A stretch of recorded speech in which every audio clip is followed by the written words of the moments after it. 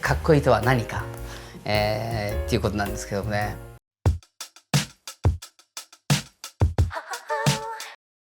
かっこいいっていうのを感じるのは自分はですね、やっぱ学生時代ですかね。学生って言っても私の場合も中学のですね、2年ぐらいかな、自我っていうか自分自身がだんだん出てきまして、そうするとやっぱり当時ですね、やっぱ80年代のちょっとずば抜けてちょっと派手だったっていうのは竹の子族だったりですね、原宿あたり、そしてなんかそういうディスコとかそういったものにもすごく興味がありまして。ここにもあるんですけども、これは後からですね、感じた80年代後期の自分がすごい好きだったこのピテカンとかですね、YMO とかですね、岡崎京子さんとか、そういったようなものをですね、この宮沢さんって方がこれ本を書いてくださって。そしてなんとですね、僕はこれ佐藤千佳さんっていうんですけども、この先生スタイリストさんで、僕が後にですねヘアメイクのアシスタントで河野光さんに就いたんですけど、この方とよく仕事してまして。この方たちっていうのはプラスチックスって言って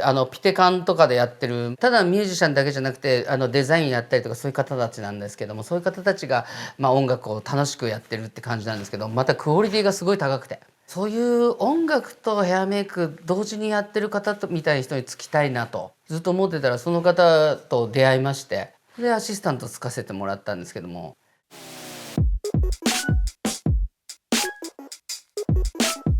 だからちかさんとかよくスタイリストさんなんですけど、マッサージしたりとかよくやってましたね。この後にですね、ここに全部書いてあるんですけども、中西さんとかも、そこのリーダーの方とかも仲良くさせていただいたり、後にですね、ニューヨークの方に住むようになったんですけど、私の方もその時に坂本龍一さんもメイクさせてもらったり。桑原萌一さんって方はもうディクショナリーっていうところで何回かヘアメイクの方で参加させてもらったり、後にですね、岡崎京子さんっていう方は「ヘルタースケルター」っていう、映画を蜷川実花さんの監督のやつで自分携わらせてもらって、そういった自分がかっこいいなと思ってる思いが伝わるななんていうのを思ってたんですね。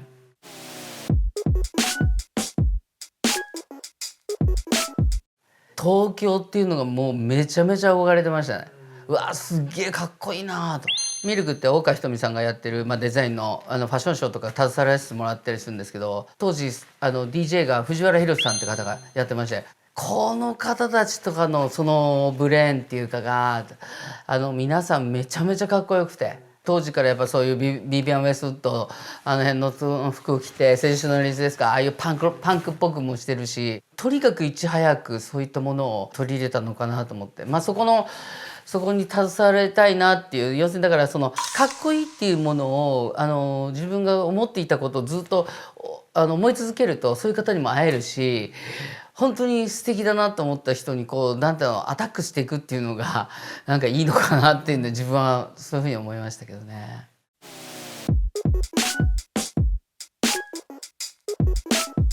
それが80ですから40、要するに40年ぐらいの今サイクルですよね。もうそろそろねまたこれが来るんじゃないかなっていうのは思ってますね。やっぱそういうかっこいい当時の文化っていうのを忘れちゃいけないかなっていうか、そして伝えていきたいなっていうのをそう思って、